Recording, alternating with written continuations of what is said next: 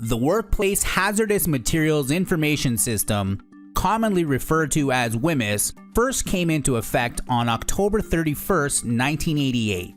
It was created to address the rights of Canadian workers to know about health and safety hazards associated with chemicals that they use or may come in contact with in the workplace. In February 2015, Canada aligned WHMIS with the Globally Harmonized System of classification and labeling of chemicals. GHS was developed as an international initiative to bring global standardization to chemical hazard classification and communication.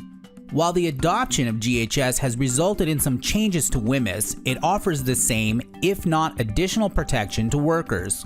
GHS is a global system that was developed by the United Nations with the expectation that it would increase safety for employees who work around hazardous chemicals. GHS standardizes how chemical hazards are classified and how the health and safety information associated with hazardous products is communicated. So basically, the same thing that WHMIS was created for, except GHS is meant to standardize this on a global scale.